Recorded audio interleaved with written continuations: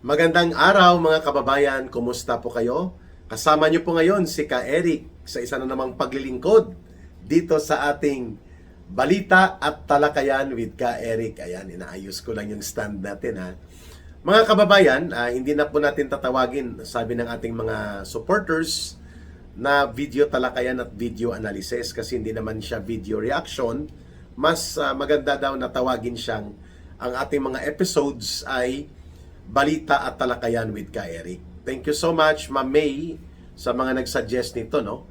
At maraming salamat sa patuloy po na paglago at pagunlad ng ating channel sa YouTube na Ka Eric Celis YouTube channel. More than 88,000 subscribers at patuloy din po na lumalakas ang followers na nandyan po sa ating Ka Eric Jeff Celis Facebook account, personal account po ni Ka Eric, at nagpo-post din po tayo dyan ng mga updates. And of course, ang ating pagsasama sa Bigwas ng Agila with Ma'am Lorraine Marie Badoy. Mayroon din po yan na YouTube channel at ganon din po sa Facebook page na Bigwas ng Agila. So marami-rami na po ang ating mga viewers at unti-unti na pong muli na lumalakas ang hatak ng ating mga talakayan sa Bigwas ng Agila. Sa oras na ito ay magbibigay tayo ng update dahil nang lumabas po ang napakatalas na pahayag na ginawa ni Vice President Sara Duterte. Nag-panic mode reaction po ang Palasyo ng Malacanang, ninerbiyos si Marcos at nag-alta presyon si Aling Claire Marites Castro. High blood na high blood, ano? Nang tinanong siya ng reporter sa Malacanang, talagang kulang na lang ay duro-duruin niya yung reporter sa pagsasagot niya ng kanyang alalo karet na may parang may talaketok na uri. Talaketok sa utak. Yung talaketok yata isda yan eh. Na lumalangoy-langoy doon sa kung paano siya sumagot, ano? Irritable siya. At si Marcos ngayon ay papunta din sa Bicol para makipagyakapan kay Mama Leni. Grabe itong ibinunga ng walang ini-expect nila na pagpapasabog politikal ni Sara Duterte, pati po ang grupo ng mga nagkukunwaring oposisyon pero actually mga bayarang mersenaryo o mga political prostitutes for hire ni Marcos, itong mga grupo ng CPP, NPA, NDF, Akbayan ni Hontibayros at nila Lamas, yung Yellow Pink Zombies nila, Dilima, lahat ng ito nagpanik eh. Why? Because the declaration of Sara Duterte was a formality of announcement na malapit-lapit ng bawiin ang gobyerno mula sa bulok at magnanakaw at mandarambong na administrasyon at darating na ang panahon ng pagtutuos at paniningil at pagpaparusa. At ibabalik na muli ang tama at hinahanap-hanap ng mamamayan na tunay na prinsipyo ng mabuting pamamahala, yung tinatawag na tunay na tapang at malasakit. Ayan. So, ang mga reaksyon na ito ay nagpapakita that indeed, the Sara Duterte declaration was a shocking development. It was shock and awe. Wow! Gumanon sila bigla dahil kitang-kita naman po kung paano niyakap ng mayoriya ng mamamayang Pilipino. They're excited na yakapin po ang paninindigang inihayag ni Vice President Sara Duterte na handa na siyang pamunuan ang ating bansa. Ngayon man, mas maaga pa o sa panahon ng 2028. Depende kung anong mangyayari. Malay natin, mapaaga ito dahil sa iba't ibang mga factors, including po ang incapacity ni Marcos na magpapatuloy pa sa pagiging Pangulo o mag-resign siya dahil nga takot na siya, tumakas siya sa kanyang pananagutan kriminal sa malawakang pandarambong at sistematikong pangungurakot. A lot of things can happen, mga kababayan. And that declaration of Sara Duterte was very timely sapagkat nakahanda siya na panindigan ang kanyang function bilang standby president. Yan pong ibig sabihin ng vice president. Standby president ka, sakaling anuman mangyari na magkaroon ng vacancy sa office of the president, ikaw ang papalit bilang magiging pangulo. So, yan ay malinaw na iginuhit ni Sara Duterte.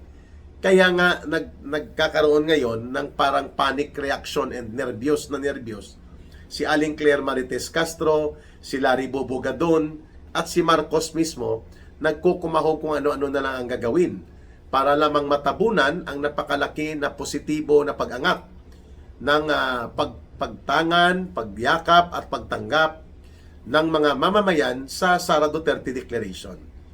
At dahil dyan, mayroon po tayong nakuwang impormasyon at mukhang tumutugma sa pangyayari na si Marcos pinag-utos na sa DOJ na madaliin na ang pagsasampa ng kaso hinggil doon sa grave threats at sedition at whatever other cases of criminal actions na ipinapatungkol nila kay Sara Duterte hinggil daw sa pagbabanta sa buhay ng presidente, sa kanyang asawa at sa Speaker of the House na si Martin Tambaloslos.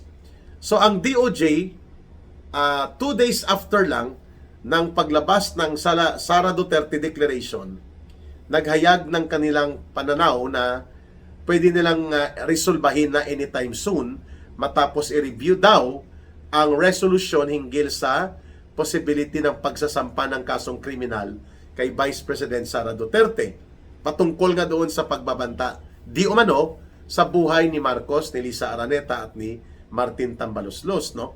Pero alam natin po na there is an existing political tradition in our Republican democracy na hindi po sinasampahan ng kaso ang presidente at ang vice president habang sila ay aktibo at nanunungkulan bilang incumbent officials.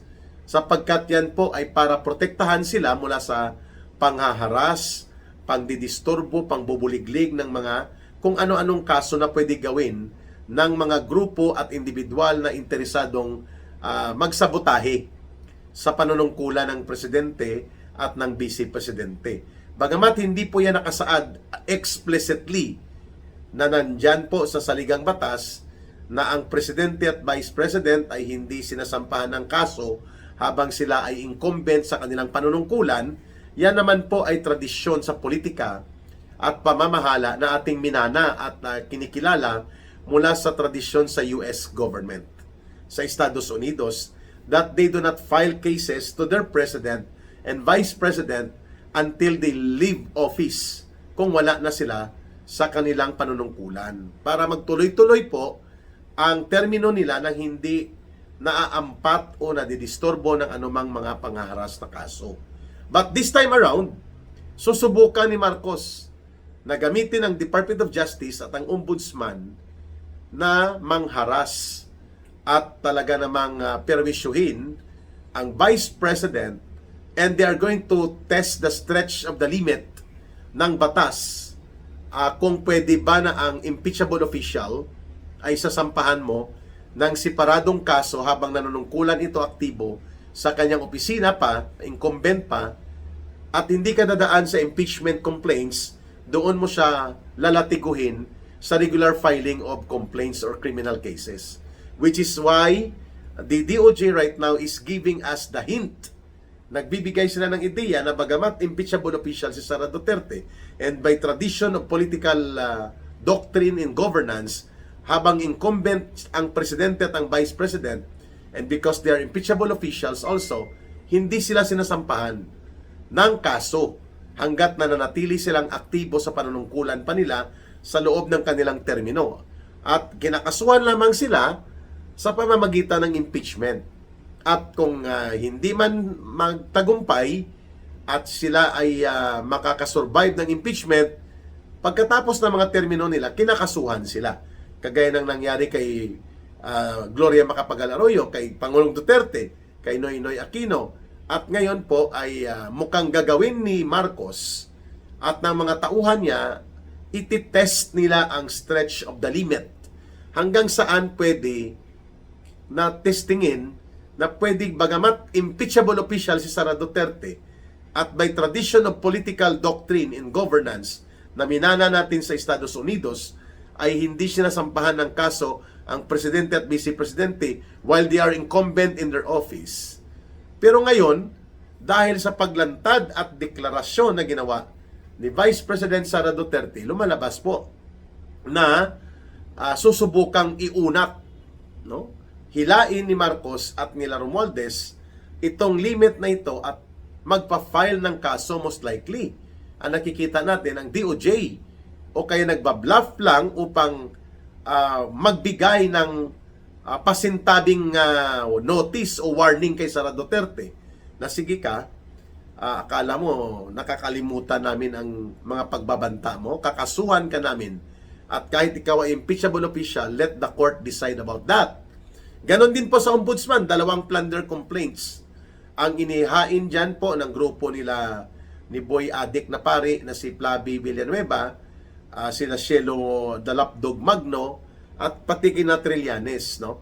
And the ombudsman is also entertaining, according to report of information, na isampa ang kaso laban kay Sara Duterte kapag nabuo na nilang resolusyon paakyat sa Sandigan Bayan. The question is, will the Supreme Court, which we know, aakyat ito sa Korte Suprema kasi ito ang tinatawag na justiciable issue. At only the Supreme Court can decide pag sinabing justiciable issue, usapin po ito ng pag-interpret ng batas. Pag-interpret po ng mga provision ng batas patungkol sa termino ng Vice President. At of course, nakikita natin, ang kahahantungan nito, tatakbo po ang legal defense team ni Vice President Sara Duterte sa Korte Suprema at magpa-file ng petition for certiorari with prayer for injunction while pending review kung tama ang pagsasampa ng kaso sakaling gawin at tutuhanin ng DOJ ang pagsasampa ng kasong kriminal like grave threats laban kay Sara Duterte or among other things like sedition or inciting to sedition. Na siya din po ang ginagawa na pagsasampa ng pangharas na kaso na ginagawa sa amin, kagaya ko po, mayroon akong 2 pending na inihain na reklamo ng PNP CIDG inciting to sedition, and then sa NBI pa po, mayroon din po akong inireklamo sa cyber libel. So most likely po, ito ang magiging track of harassment and intimidation na gagawin po nila Marcos at nila Romualdez, wherein they're going to weaponize the Department of Justice and the Ombudsman at kanilang sasalaulain at lalapastanganin ang sana ay independent o malaya at patas na mandato ng institusyon ng Department of Justice at ng Ombudsman upang maging instrumento sa panggigipit at pananakot at paglumpo sa political influence ni Sara Duterte. Yun. So, hindi lamang po nagkukumahog at nagkakaroon ngayon ng mga realignment sa mga politiko sa loob ng Kongreso at Senado dahil sa naging pahayag ni Vice President Sara Duterte that she's taking the lead to become the president of the country at handa na siyang ibalik ang tapang at malasakit bilang sandigan ng prinsipyong tama sa matuwid na pamamahala. Nag-react ang mga kongresista, ang mga senador, alignment ng kanilang projection. Kasi nga, kung dudurugin nila ang isang Sara Duterte, mamarkahan sila ng taong bayan because Sara Duterte is the most popular and very strong and formidable contender na maging Pangulo ng Pilipinas by 2028. Ang sabi nga ng ibang mga observers, it is already written in the stars that destiny. Kasi noong 2022, si Sara Duterte na dapat ang presidente. Nagparaya at nagbigay siya ng pagkakataon kay Marcos. Kaya nagkalitsya-litsya ngayon ang ating bahay, ang ating bayan, ang ating buhay. Kaya naman, hindi lamang po mga senador at mga kongresista ang nagkukumahog sa realignment ng projection ng kanilang mga hakbang pang-politika dito sa maagang pagdideklara ni Vice President Sara Duterte that she's ready and willing to become the president. Nagkukumahog din po ang Malacanang. Maliban doon sa drama ni Marcos na payakap-yakap siya ngayon kay Mama Leni Robredo sa Bicol dahil wala naman talaga silang pangtapat kay Sara Duterte. Kung si Hontiveros lang o si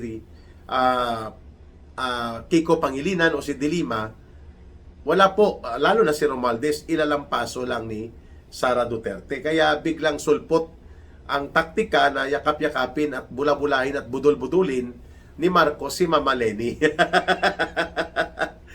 Kita nyo, kain suka din si Marcos, ano? Mga kababayan. And of course, to the eksena, agaw eksena naman, itong kulukoy din na grupo ni ni Raffy Tulfo, mga kababayan. Eh, kahit magsama-sama po sila, ang taong bayan po ay kilalang kilala sila. Tagapagtaguyod ng mandarambong at mga kurakot, itong mga Tulfo, at sila po ay walang pinagkaiba dito sa mga ginagamit ni Marcos na attack dogs. Laban sa mga Duterte, markado na yan sila. Wala nang nag-idol dyan kay Raffy Tulfo. Yung mga panatiko niya na lang, mga kababayan. Kaya, kung ang eleksyon ang pag-uusapan para sa pamumunong matuwid at tama, runaway winner yan si Sara Duterte.